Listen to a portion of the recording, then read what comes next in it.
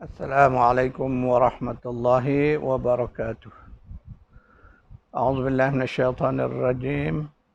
Alhamdulillahi rabbil alamin wassalatu wassalamu ala asyrafil anbiya'i wal mursalin wa ala alihi wa sahbihi ajma'in. Allahumma anfa'na bima 'allamtana wa 'allimna ma yanfa'una wa zidna 'ilma.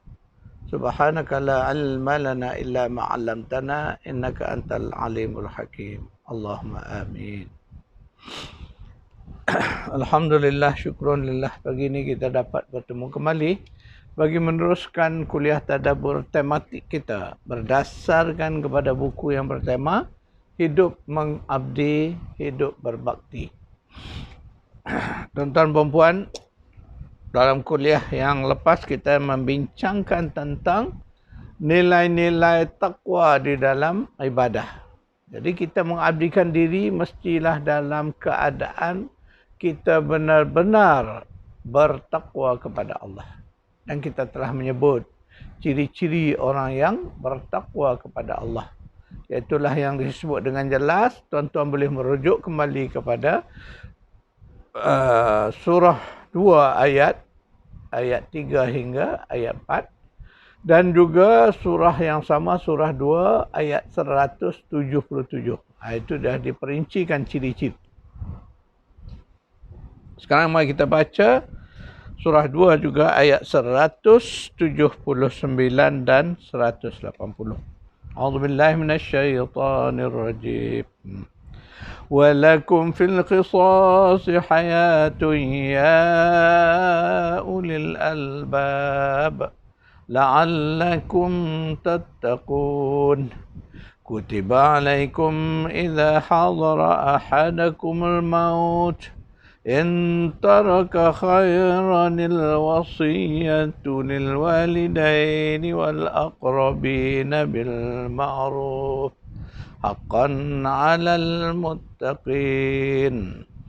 Dan di dalam hukuman qisas itu ada jaminan hidup bagi kamu, wahai orang-orang yang berakal fikiran, wahai ulul albab, supaya kamu bertakwa.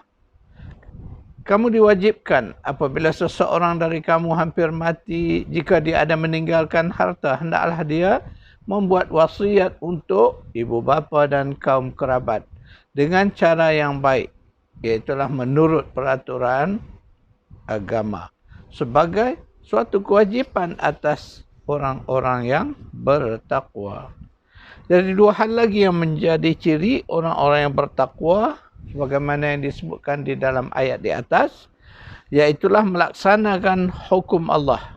Jadi kita berkewajipan melaksanakan perintah Allah. Jadi salah satu ketetapan hukum yang disebut tadi ialah qisas, iaitu pembalasan bagi pembunuhan dan juga berwasiat di atas harta peninggalan. Jadi hukum-hukum Allah ini perlu ditegakkan kerana ia adalah antara amalan soleh yang digerakkan oleh ketaatan kepada Allah dan Rasul. Jadi dalam ayat ini Allah mengingat kita kena tegas melaksanakan hukum. Termasuklah disebut ni qisas. Qisas ni antara hukum yang berat yang dilaksanakan, iaitulah hukum yang melibatkan jenayah pembunuhan. Jadi bunuh dibalas dengan bunuh. Itu ada diperincikan di dalam ayat lain tentang qisas ini. Ya. Dan di dalam ayat lain Allah menyebut ibadah puasa juga menggambarkan sifat takwa seseorang. Jadi nanti kita akan membaca ayat dari surah Baqarah ayat 183. A'udzubillahi minasyaitonir rajim. يا أيها الذين آمنوا كتب عليكم الصيام كما كتب على الذين من قبلكم لعلكم تتقون. Wahai orang-orang yang beriman,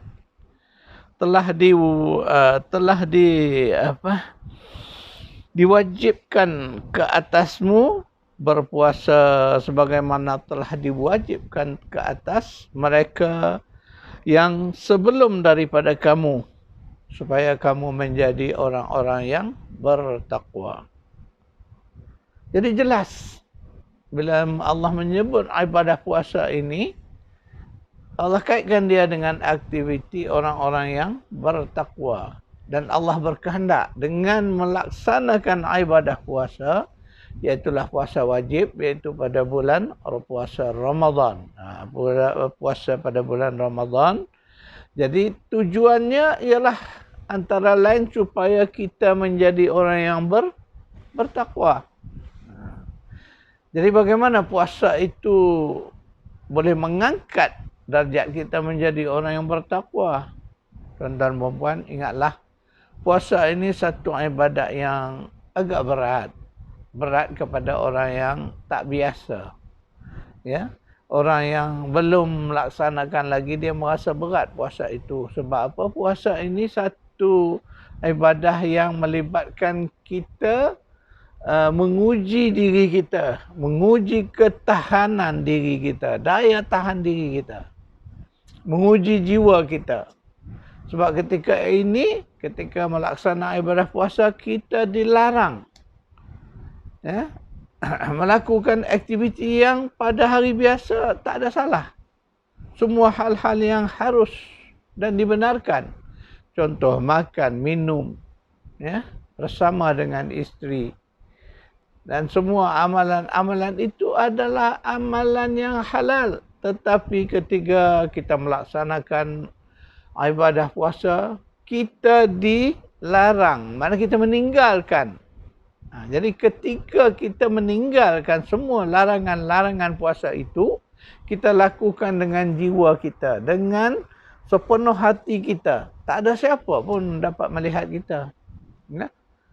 Kita nak makan ke tak nak makan, tak ada siapa dapat melihat. Hanya Allah saja. Itulah yang nak menunjukkan bahawa puasa itu benar-benar dapat mengangkat diri kita dari sudut makna keyakinan diri kita begitu tinggi.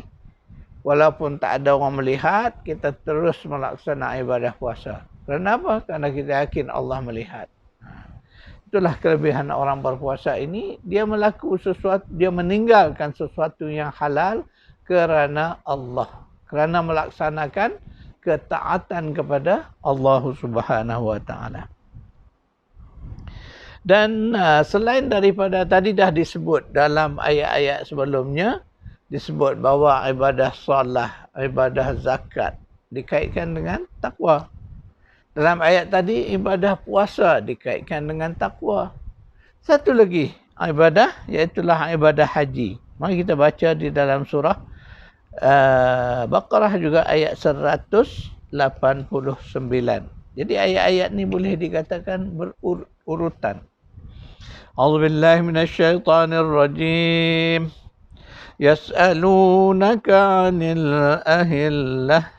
قل هي مواقيت للناس والحج وليس البر بأن تأتوا البيوت من ظهورها ولكن البر من اتقى وأتوا البيوت من أبوابها واتقوا الله لعلكم تفلحون.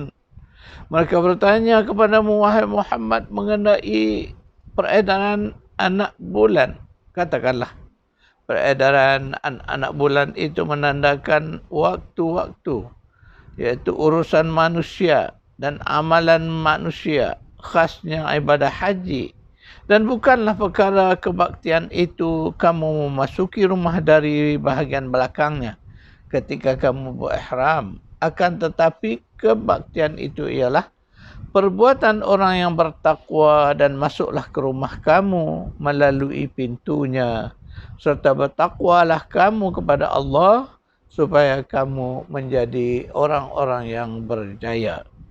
Jadi di sini dikaitkan ibadah haji juga sebagai amalan yang dikaitkan dengan takwa.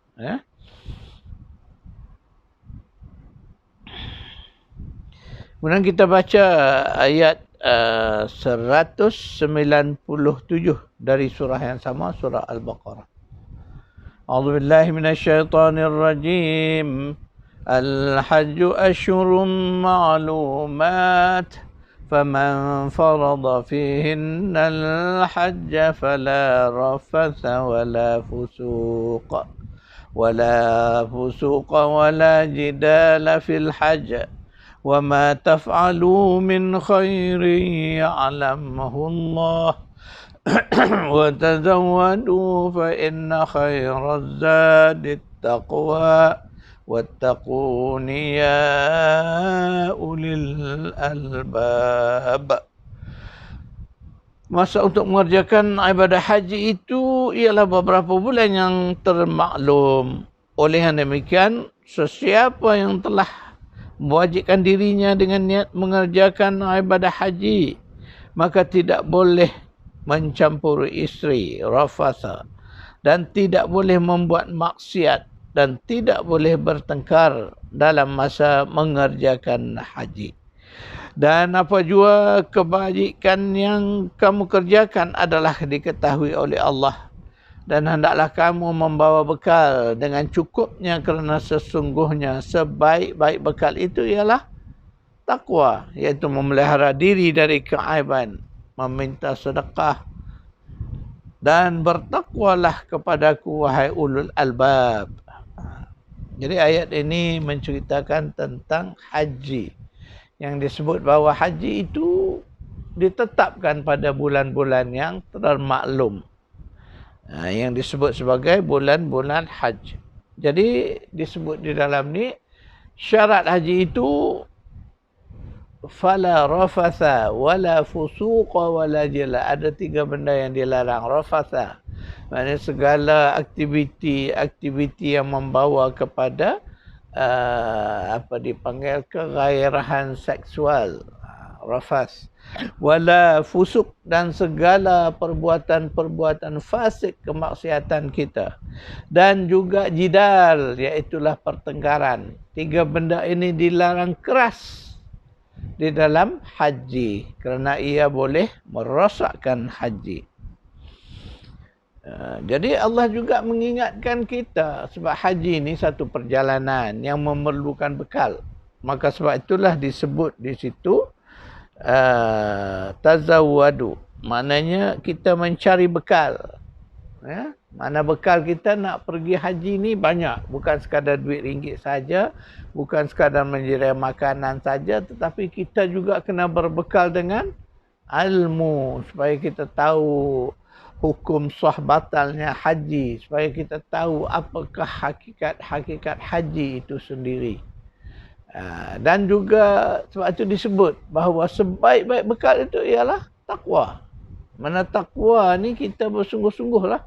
Kita nak melaksanakan haji itu dengan kesungguhan kita melaku kerana Allah Subhanahu Wa Taala. Tidak kerana ada niat-niat lain. Apatah lagi niat-niat keduniaan. Jadi di situlah Allah menyebut bahawa perlunya kita melaksanakan dengan berbekalkan kepada takwa. Sekadar itu dulu, insya-Allah saya akan buat catatan nota ayat yang kita baca pagi ini.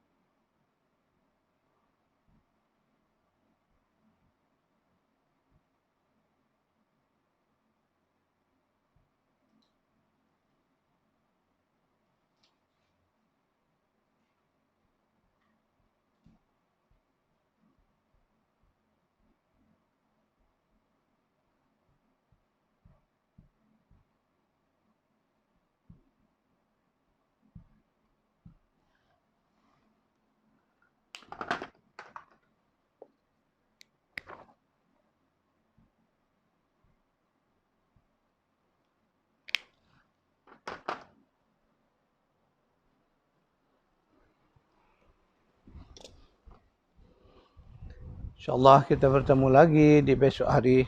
A'udzubillahi minasyaitonirrajim. Bismillahirrahmanirrahim. Alhamdulillahirrabbilalamin. Wassalatu wassalamu ala asyrafil anbiya'i wal mursalin wa ala alihi wa sahbihi ajma'in. Rabbana atina fid dunya hasanah wa fil akhirati hasanah wa qina adzaban nar. Sallallahu ala Muhammad wa ala ali Muhammad walhamdulillahi rabbil alamin.